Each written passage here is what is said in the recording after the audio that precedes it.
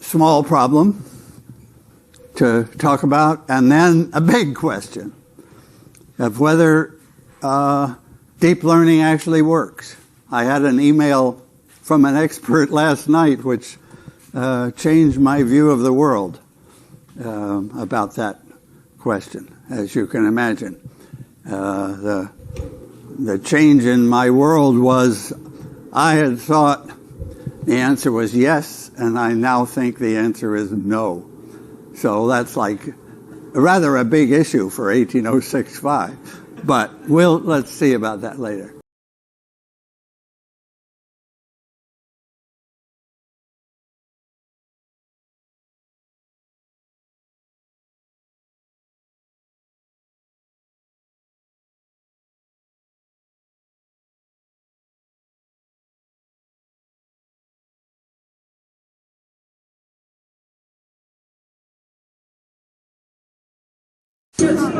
你慢慢的，就是说看看我老伴儿，他从2010年1月22日，忽然间就说出一些人听不懂的话，经常给人家也是讲佛法，还给人家治病，还给人家超度堕胎的孩子。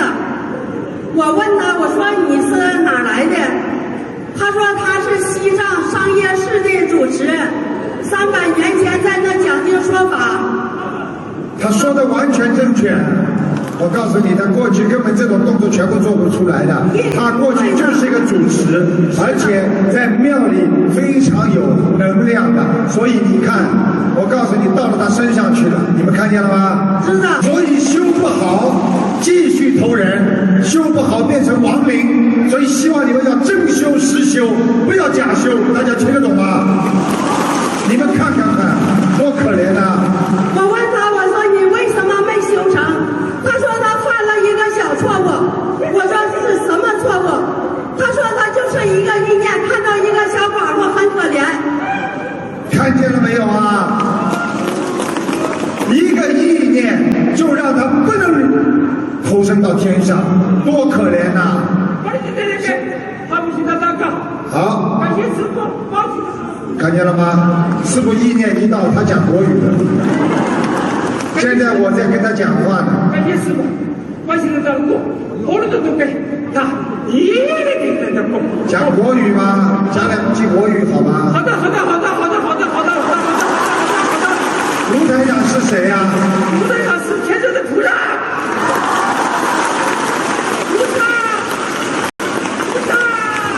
你愿意不愿意跟着卢台长好好修啊？非常愿意。你愿意不愿意渡人啊？非常愿意。小房子在天上，在下面，好不好啊？好。我问你，西佛有用还是小房子有用啊？西佛有小用，小房子有大用。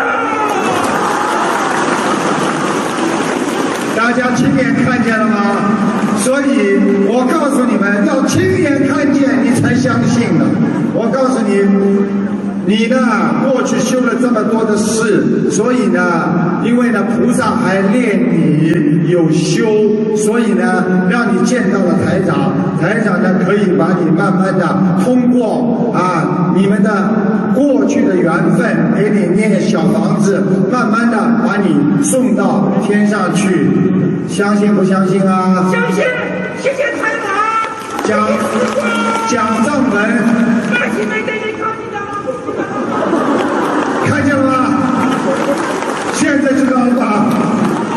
什么叫学佛啊？看见了吗？你去找个研究藏文的，保证知道他说什么。好了，扎西达拉，坐下来，看见了吗？坐下来，扎西达拉。你修了很多，很好，你救了很多人，你现在也是到人间来救人的，希望你继续跟着台长一起救助众生，来还清自己的业债。你过去是不是打过拳呢？是吧？好，现在你呢在人家的身上，那么台长呢现在也不讲你，因为你跟他们先生过去的有缘分，那么你现在在他身上了，那么慢慢的呢，你总归要超度自己，要有个境界，慢慢要离开他，到更高的天上去。你们让这个元神和他本人的太太能够帮助你到天上，那么你以后会越来越好，跑到天上去，你就修成了，台长会帮助你的，好不好？好。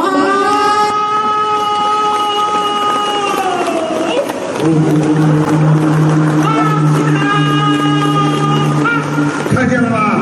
西藏的喇嘛庙门口就这个样子呀。好了，结束。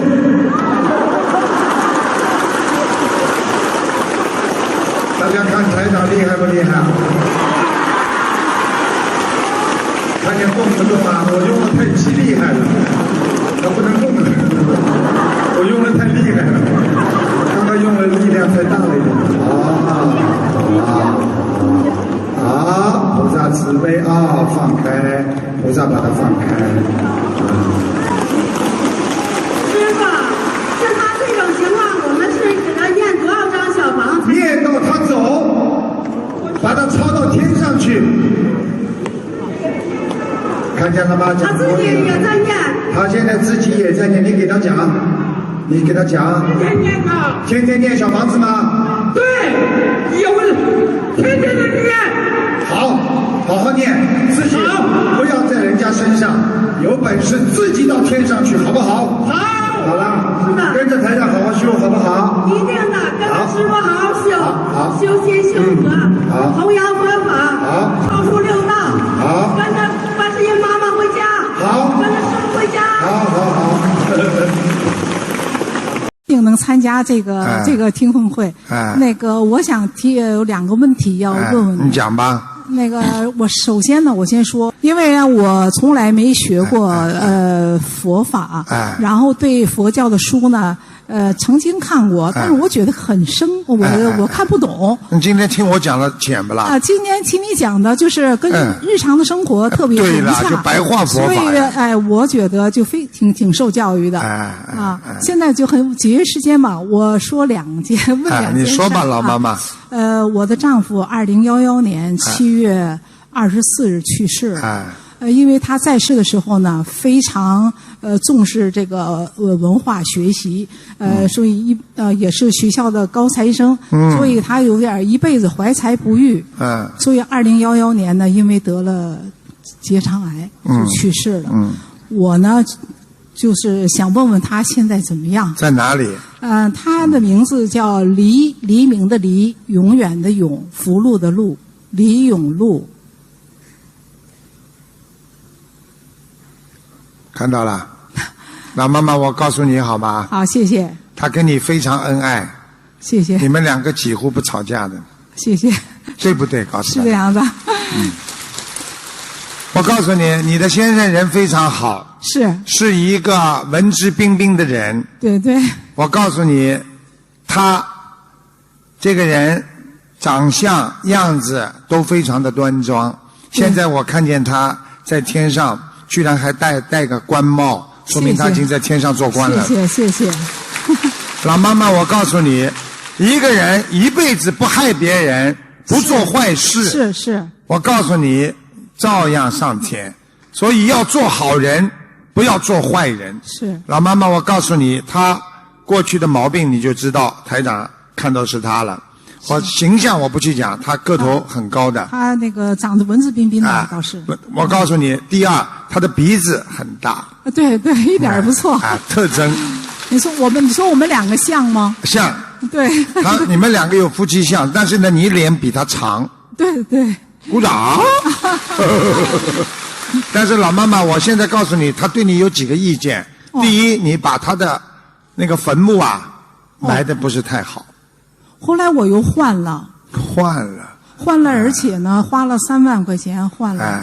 我告诉你，换了他也不满意。那怎么办呢？你以后要帮他超度掉，他就慢慢就好了。怎么超度呢？现在你还得给他念小房子。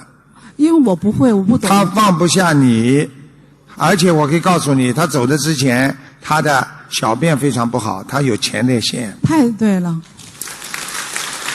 大家看见了吗？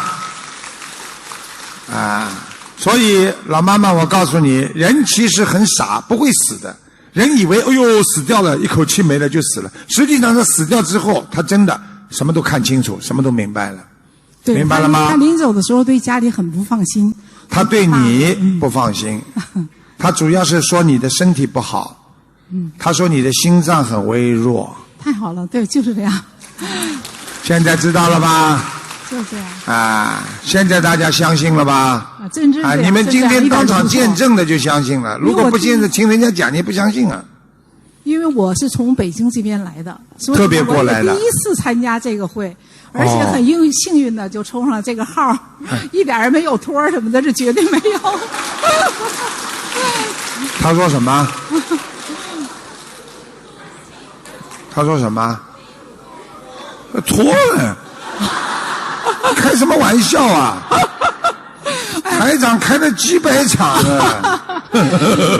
在很早以前啊，他们有的做的报告啊，然后怎么样，我听说啊，我说我这个呢，从大老远来的，我说我第一次参加这个。你现在服了吧？很幸运的，我说，哎，您说我的家里情况是这样的，老妈妈，我告诉你了，你放心了，我告诉你，你要是想知道厉害的话，我都知道你活几岁。啊，谢谢。你如果厉害的话，我可以叫你先生在1个礼拜当中来看你。谢谢。谢谢。我告诉你，这个是真实不虚的东西啊，否则全世界会有1000万人跟着我学的。开玩笑了。老妈妈，你记住了。你的先生是好人，是好人，你也是个好人，谢谢，明白吗？怀才不遇，我告诉你，你先生脾气太倔，对，太直了，人家提拔他好几次，对，他刚正不阿，两袖清风，对，所以他现在在天上呀。是，谢谢。明白了不啦？人家曾经让他当那个厂长，选当厂长，好的不得了。他不当，他说我自己还管不了自己，当不了。因为什么不当呢？因为他看的这个单位太腐败了，上了一个台长腐败一下，上个台长腐败一下，所以他是全单位，就是他说什么上个台长就腐败一下，上个台就腐败，什么台长腐败啊？不是，我说是跟你开玩笑的。台长什么都知道。好了，我也台长喜欢开玩笑。老妈妈，你今天亲眼看见了，对不对？你自己都知道了。我知道。你好好的活着。好，谢谢。明白了吗？好。你很坚强，明白了吗？谢谢。自己一个人活在这个世界上，问心无愧，对得起别人，做好人，做好事情永远要干干净净。你这个人就屹立在不败东方。好，为了节约时间，我再问最后一个问题吧。好，这个问题我想也是我丈夫，他可能在天之灵，可能也是让我问的，因为我这个我的女儿啊，现在怀孕了，她是2月，因为医生啊最近查说小孩的头大，因为头大呢是正常范围内大。因为他年龄大了，今年36、7了，所以医生呢让他提前生还怎么着？你看什么时间生合适？几年属什么的？你女儿？我女儿是1978年10月17日属马。78年属马的。对。这孩子蛮大了。他是应该是2月10号生。医生让他很奇怪呀，提前头怎么在上面呢？是吗？头没朝下。横过来，一会儿朝上，一会儿横过来，羊水道很多。现在我女儿在现场呢。你问他好了，现在会踢他呢，这孩子。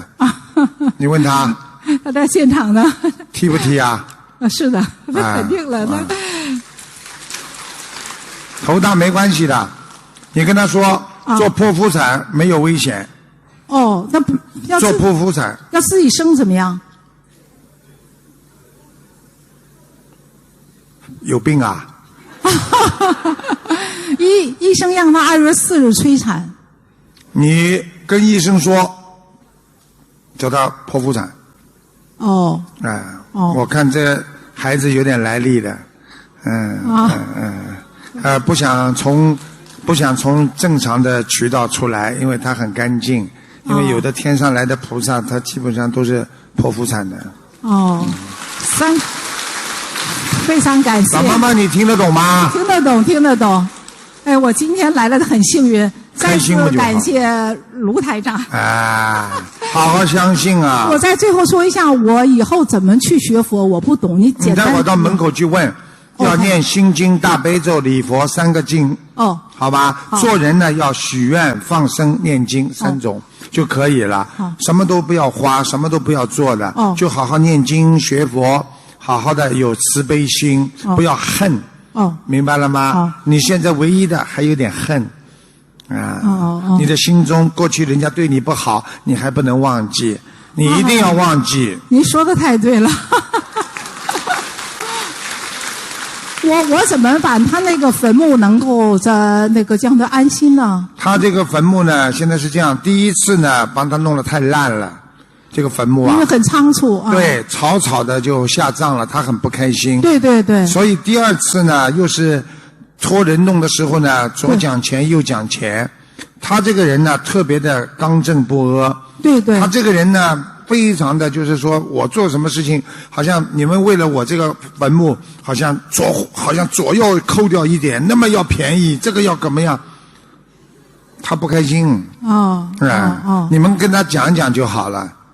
跟他忏悔忏悔，跟观世音菩萨，观世音菩萨，我要跟我先生某某某讲几句话，叫他安心，叫他不要有想法，我们是凡人肉胎，如果有得罪的他的地方，叫他多多的原谅，一讲就好了，好吗？行，你这个先生就是这样的。我先生那个培养了好多那个高3的学生，考入好大学。知道，而且你先生，我告诉你了，你们弄那个坟墓啊，最后搞来搞去啊，还是用了他很多钱。听得懂吗？听得懂。所以他心想，用我的钱还要不给我用。听得懂了吗？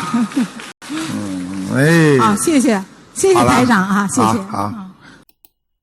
You know, as somebody who also works in the fields of hypnosis and stage hypnosis, I'm always surprised by the way the general public sees it.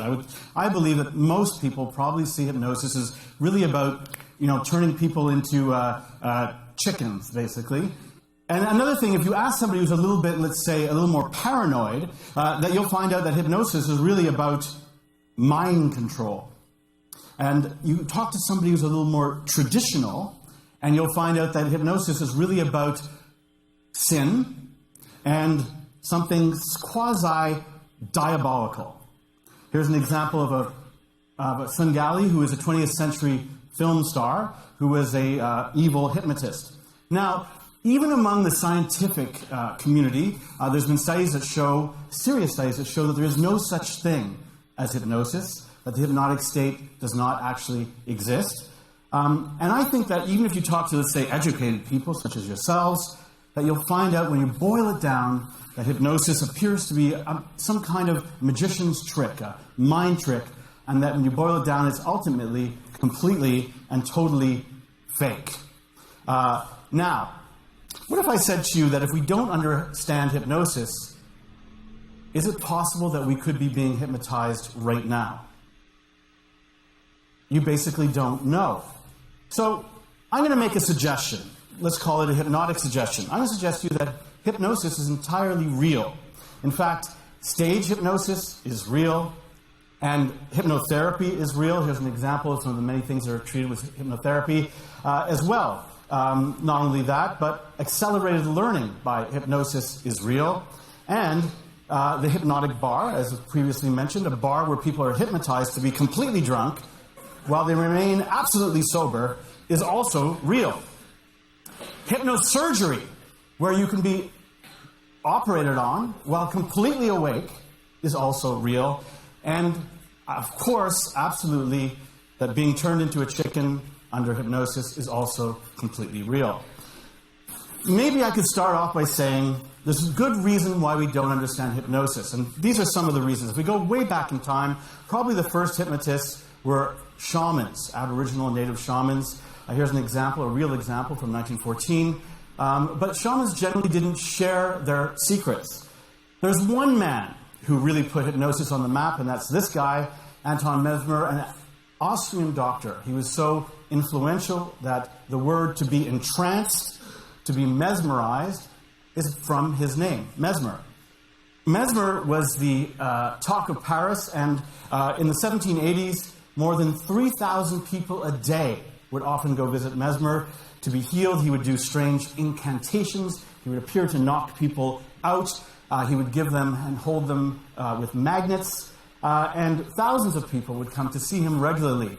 Now, this attracted the attention of the medical establishment of the time, and they put pressure on the King of France, Louis XVI, who actually organized a royal commission to investigate Mesmer, which was led by this guy, Benjamin Franklin. Now, the interesting thing about Benjamin Franklin is at that time he was the ambassador to France and also a great scientist. And he and another group of scientific luminaries got together and they investigated Mesmer. They concluded that there was nothing to Mesmer's claims, that he was not really healing people. And as a result, Mesmer was treated and named a fraud and a charlatan. In fact, here's some popular artwork of the time that shows Mesmer being sent to the fires of obscurity by the light of reason, science, and justice. I would say that till this day, as a result, hypnotism, lives in the shadows. In fact, if you go to a bookstore, often in North America or Canada, and ask for books on hypnotism, you'll usually be referred to the occult section. So, this is why hypnosis remains in the realm of the fake. Now, if that's true, if hypnosis is fake, can I propose maybe a simple test? That basically, we perform right here, this is a quasi-scientific formula, that we perform a series of very simple hypnotic inductions and maybe some hypnotic suggestions, and we see what happens. If hypnosis is fake, then nothing will happen. If it's real, then I guess we'll see. Is that okay? Okay. All right. So, if anybody's nervous, and that is, there's actually a veterinarian wrote an article for the newspaper that explained that what's actually going on here is that cats are actually reliving traumas. They're not, but here's the weird thing. Why are cats afraid of cucumbers? Because cucumbers remind them of what? Or look like what? Snakes. Exactly. They look like snakes. But hold on a second. Would domestic cats in North America or in Kingston or anywhere like that, would they ever encounter a snake? No. Never. So why would domestic cats all seemingly be programmed to already be afraid of snakes that they've never met? The explanation, very simply, is that Professor Michel Jouvet, experimental medicine at the University of Lyon in the 60s, did a series of experiments. He's called the Christopher Columbus of dreams. And his theory is that mammals, or all mammals, while they're in the womb, basically enjoy a powerful REM state, a dream state. That dream state may be essential to programming us to be what we are. So cats would be programmed to be afraid of snakes while in the womb. That would be an explanation for why they are now afraid of cucumbers, even though they never encountered snakes. That makes sense. So now, is it possible that hypnosis is us hacking in to this actual dream state? And let's take a look. Here's a common experiment. You probably remember the movie The Matrix. In The Matrix, Neo is programmed to know Kung Fu. It's advanced technology, helps him know Kung Fu. And I'm going to suggest to you that we can do something like that today. I'll take this person right here. You are a Kung Fu master now. And you're going to demonstrate a new form of Kung Fu in the red dot known as TEDx, a powerful, dramatic form of Kung Fu. You will always remain safe, and you will not push your body beyond its known limits. You are also a Kung Fu master. You will perform an even more dramatic form known as TEDx squared. You will also always remain safe, and you will perform your Kung Fu exhibition right after the first one. So I'm going to ask this person to come back to the room on the count of 3, 2, 1. I snap my fingers. Please meet the master of Kung Fu right now. Sir, you want to...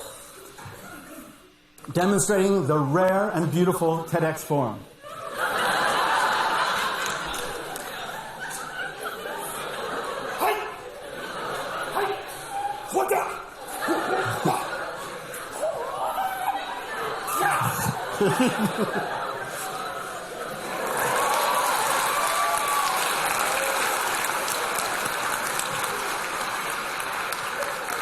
Tara, coming back in the room now. You are a Kung Fu master. You will beat that incredible demonstration that you only heard.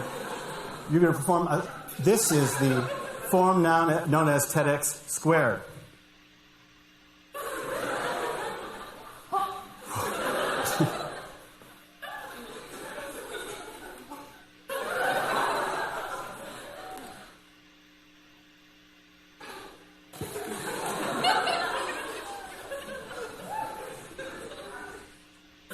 Thank you.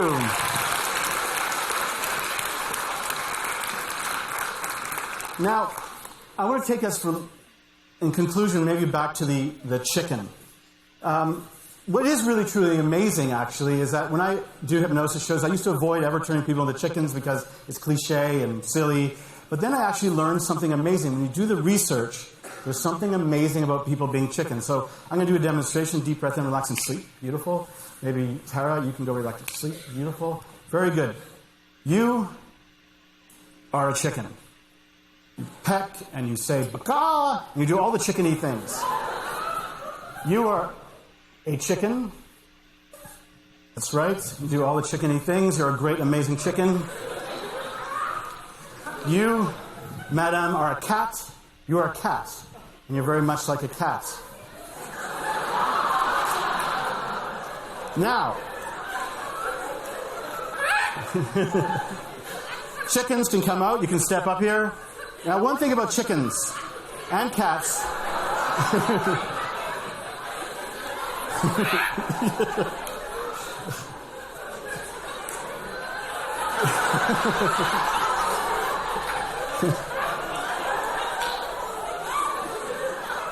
Now, I'll just ask you, I'm going to remind you, as chickens and cats, you have been programmed to be mortally afraid of cucumbers. If you see an image, if you see a picture or an image of a cucumber, you will scream.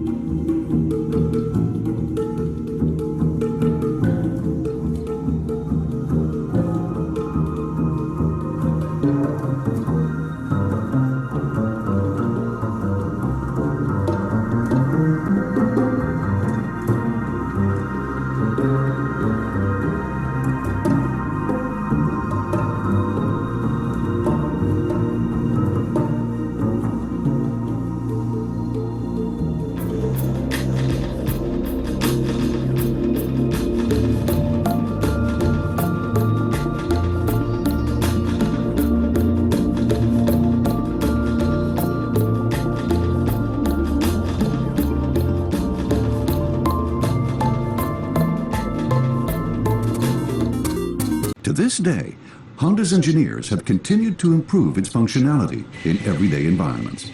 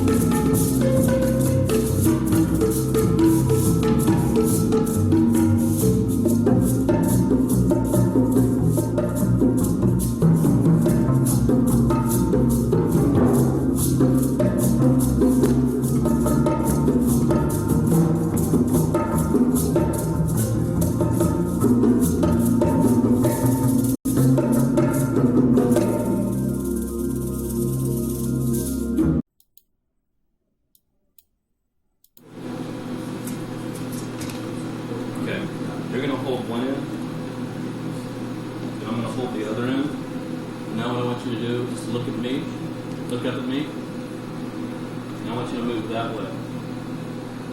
You got a little bit of a bend in the rod. Now look back at your rod. Look back at this rod right here. Try and get that straight so it's not bent. And then come towards me a little bit, tiny bit, a little bit, stop. Okay. Now put a bend in it. Put a bend in it like that. Okay. Good. Now go back to straight. Make it straight. Very good. Now put a bend in it the other way. Okay. Now straighten it out again. Okay. Now I want you to go down. Lower your end. More. More. Okay, stop right there. Okay, now I want to back out. Smooth this out. Okay. Release.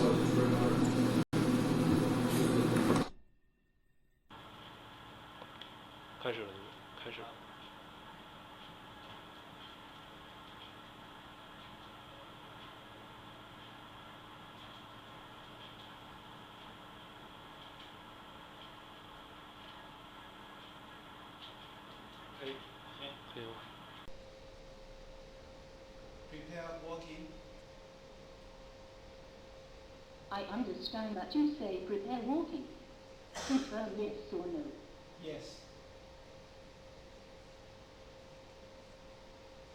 Roger. I'm doing it.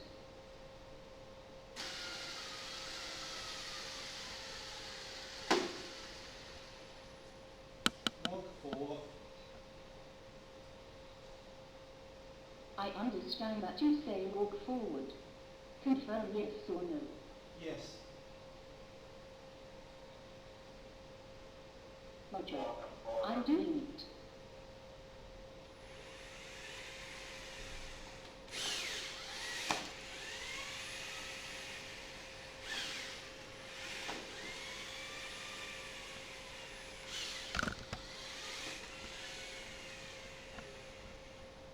Walk backward. I understand that you say move backward. Confirm yes or no. Yes. Roger. I'm doing it.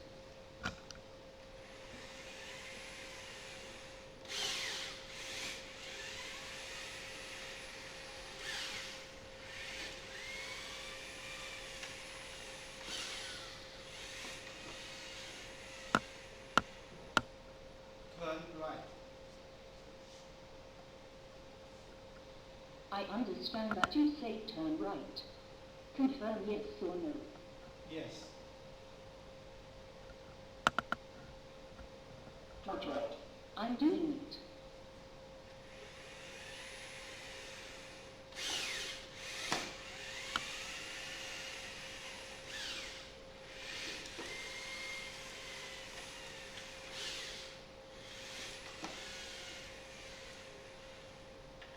Stand up. Stand up. I understand that you say stand up. Confirm yes or no. Yes.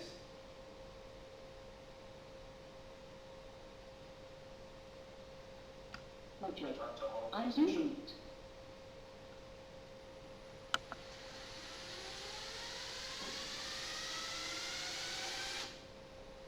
Detect object.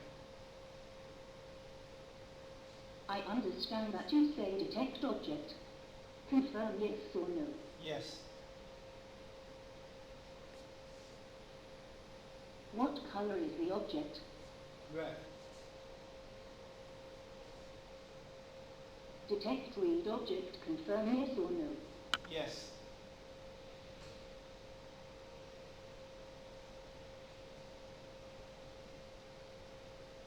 I can approach the object by following the steps. Turn right 4.64 degrees, move forward 1.45 meters.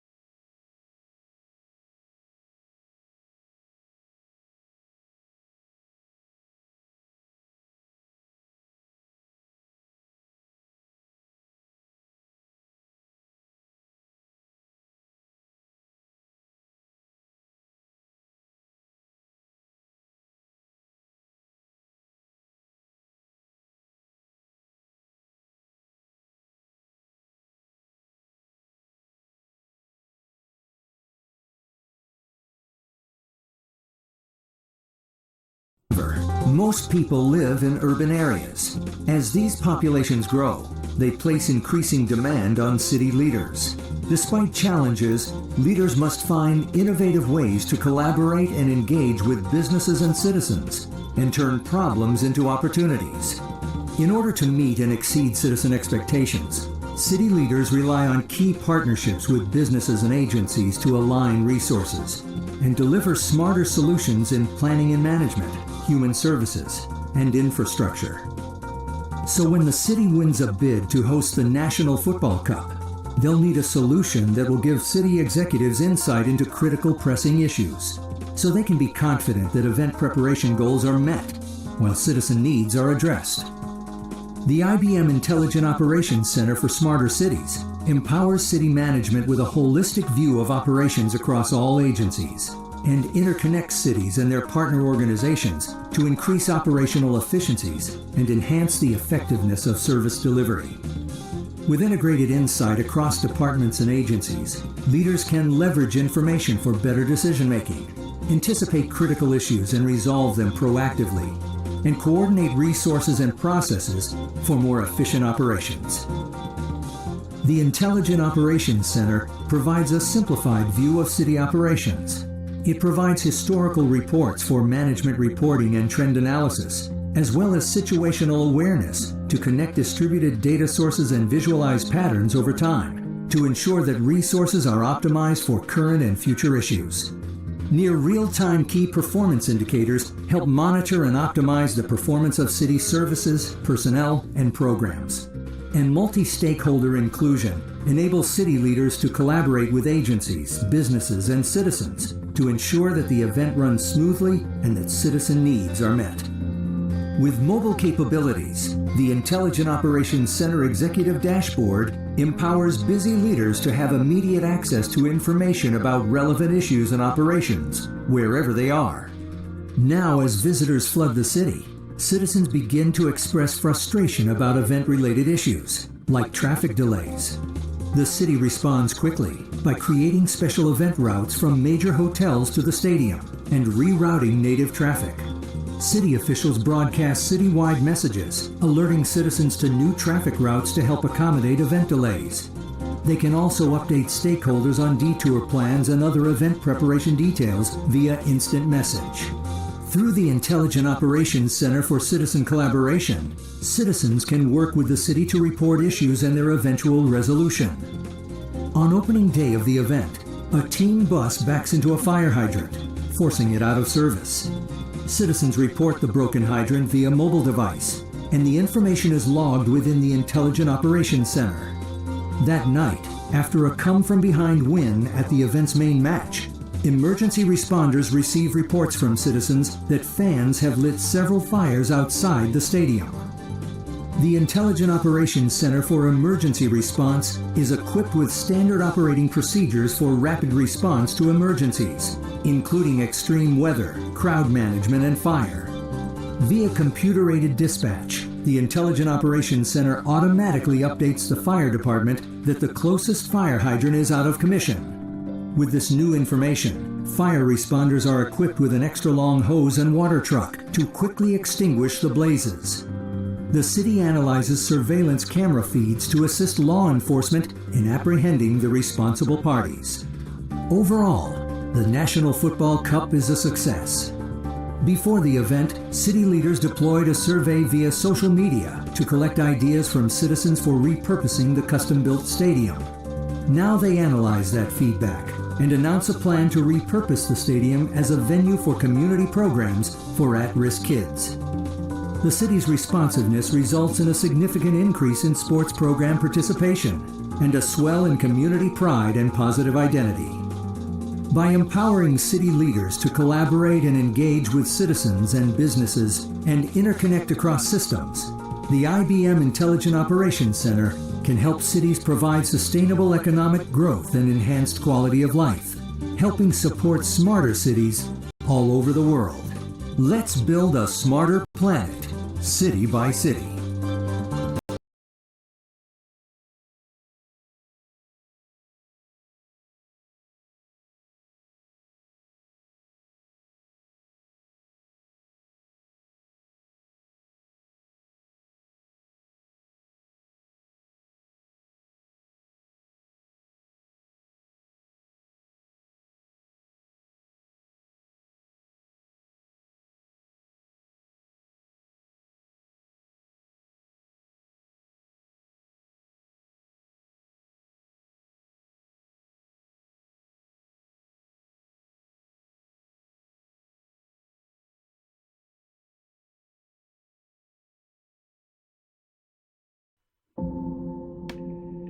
Reinvention.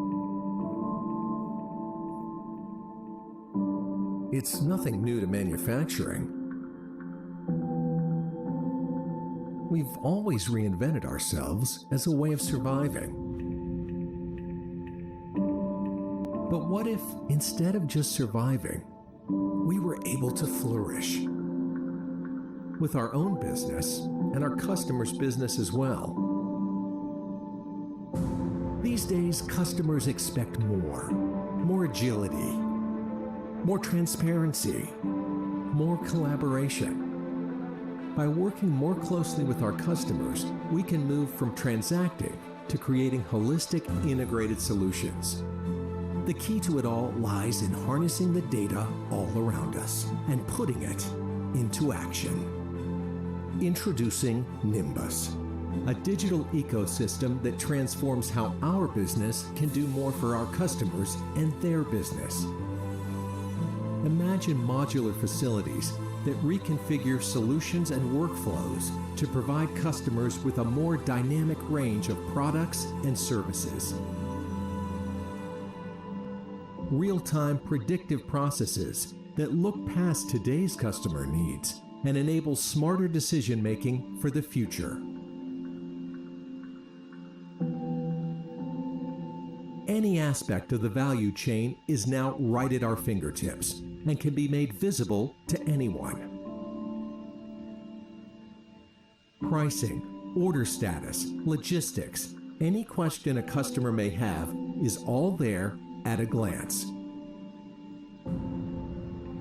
Nimbus also fuels R&D efforts by monitoring product reviews, making us catalysts for future projects instead of just cogs in the machine. Sales and account teams now have a holistic view of customer demand with up-to-date financial data, sales cycles, and integrated solutions. This key competitive advantage allows us to be more responsive and collaborative with customers. Until now, our partnerships have been built on our ability to create and deliver quality products. But with Nimbus, seamless connectivity and transparency come together to elevate our relationships from vendor to trusted partner.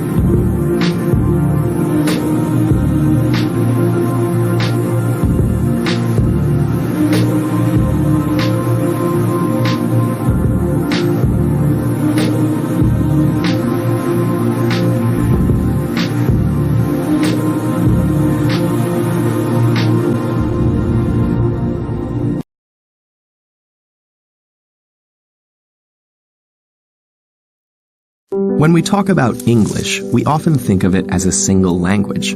But what do the dialects spoken in dozens of countries around the world have in common with each other, or with the writings of Chaucer?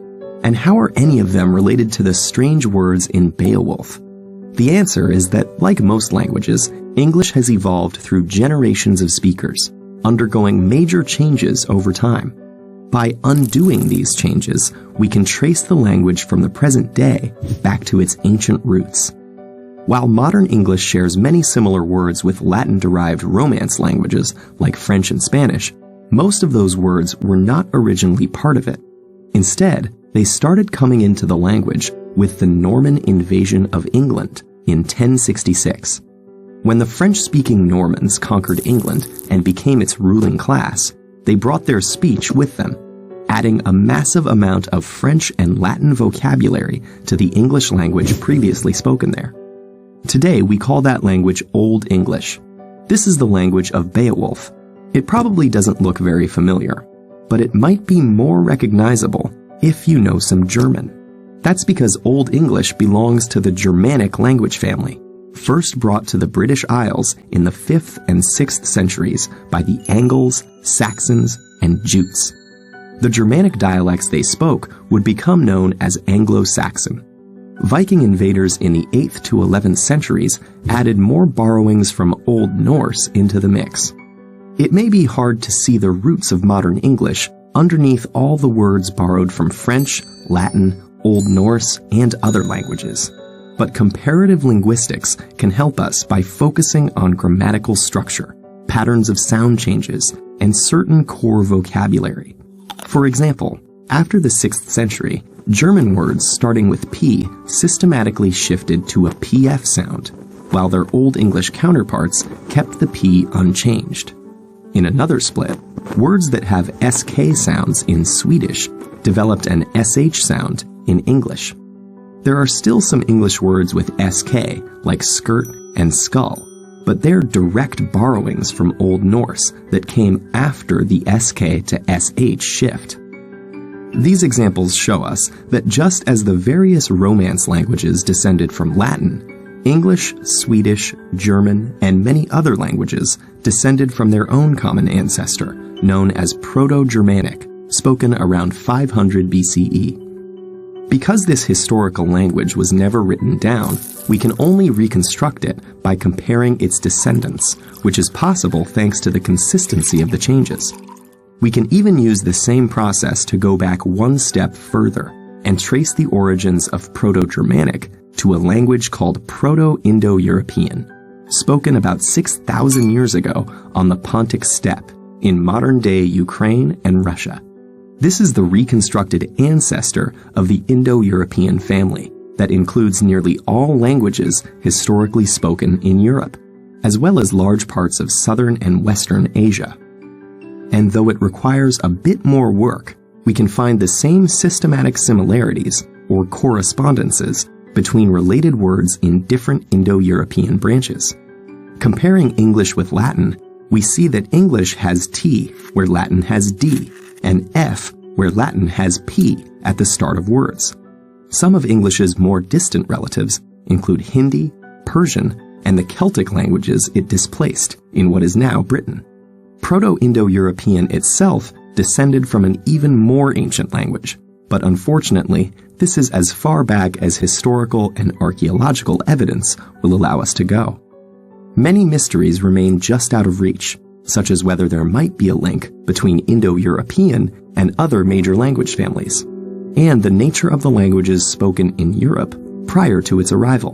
But the amazing fact remains that nearly 3 billion people around the world, many of whom cannot understand each other, are nevertheless speaking the same words shaped by 6,000 years of history.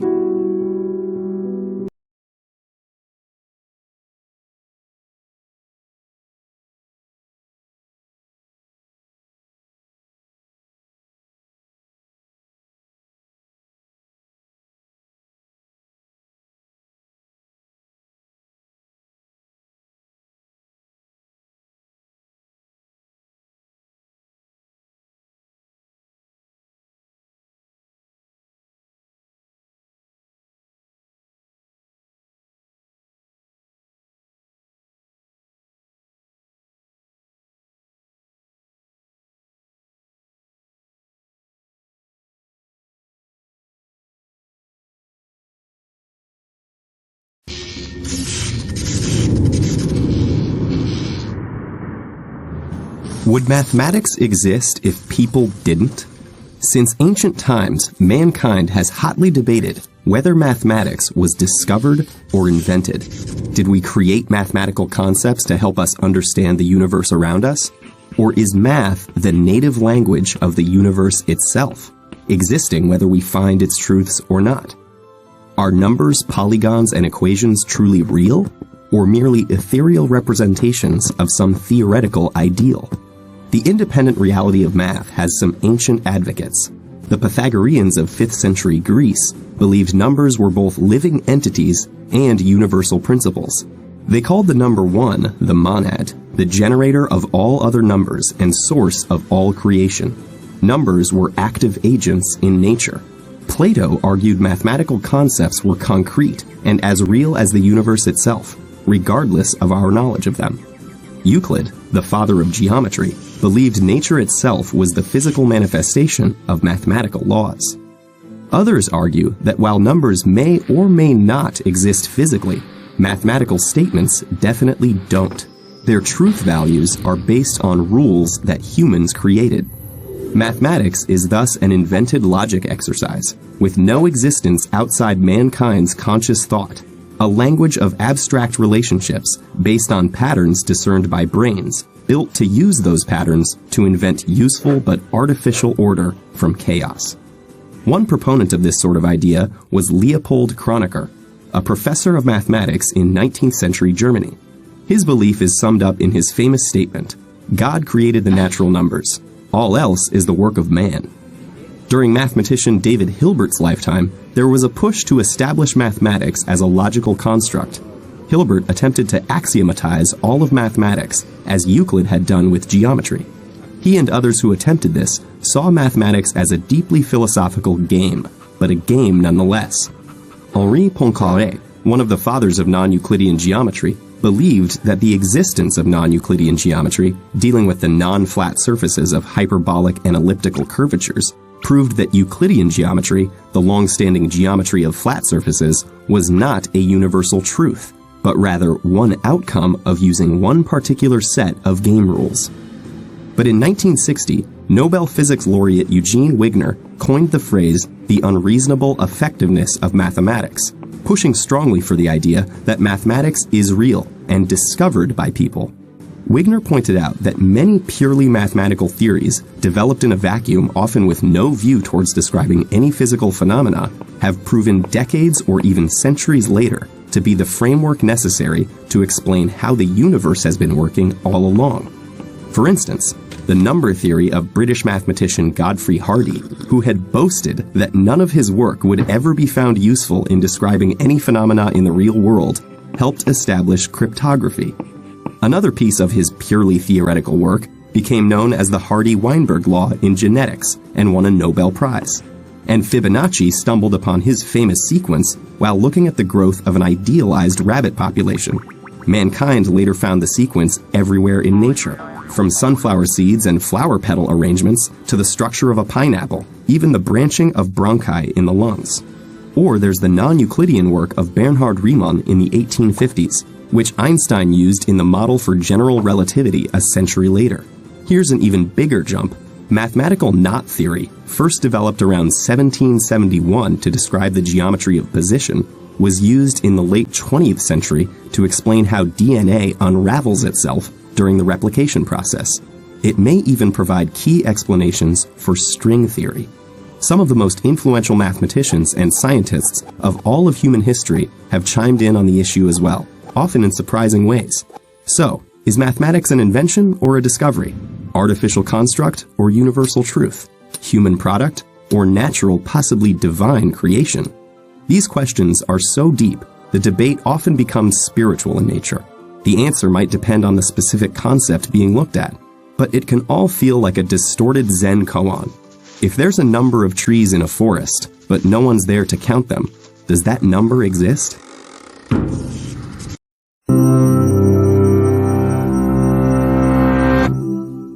In the 16th century, the mathematician Robert Ricord wrote a book called The Whetstone of Wit to teach English students algebra. But he was getting tired of writing the words "is equal to" over and over. His solution? He replaced those words with 2 parallel horizontal line segments because the way he saw it, no 2 things can be more equal. Could he have used 4 line segments instead of 2? Of course. Could he have used vertical line segments? In fact, some people did. There's no reason why the equal sign had to look the way it does today. At some point, it just caught on, sort of like a meme. More and more mathematicians began to use it, and eventually it became a standard symbol for equality. Math is full of symbols: lines, dots, arrows, English letters, Greek letters, superscripts, subscripts. It can look like an illegible jumble. It's normal to find this wealth of symbols a little intimidating, and to wonder where they all came from. Sometimes, as Ricord himself noted about his equal sign, there's an apt conformity between the symbol and what it represents. Another example of that is the plus sign for addition, which originated from a condensing of the Latin word et, meaning and.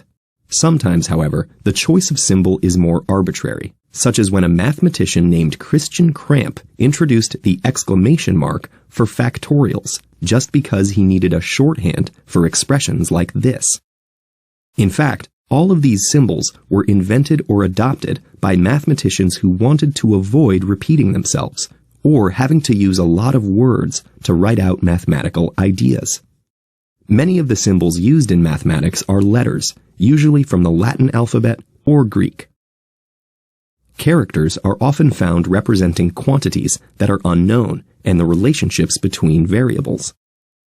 They also stand in for specific numbers that show up frequently, but would be cumbersome or impossible to fully write out in decimal form. Sets of numbers and whole equations can be represented with letters too. Other symbols are used to represent operations. Some of these are especially valuable as shorthand because they condense repeated operations into a single expression. The repeated addition of the same number is abbreviated with a multiplication sign, so it doesn't take up more space than it has to. A number multiplied by itself is indicated with an exponent that tells you how many times to repeat the operation. And a long string of sequential terms added together is collapsed into a capital sigma. These symbols shorten lengthy calculations to smaller terms that are much easier to manipulate.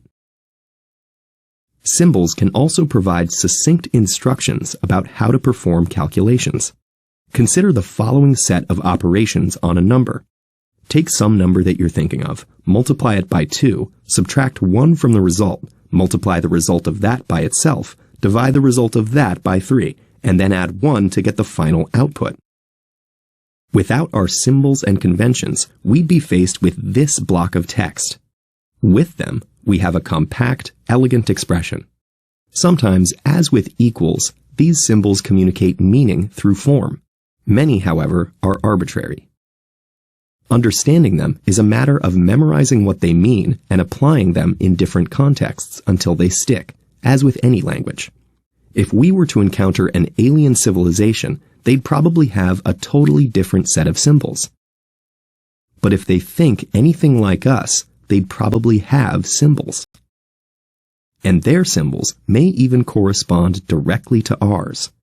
They'd have their own multiplication sign, symbol for pi, and, of course, equals. If you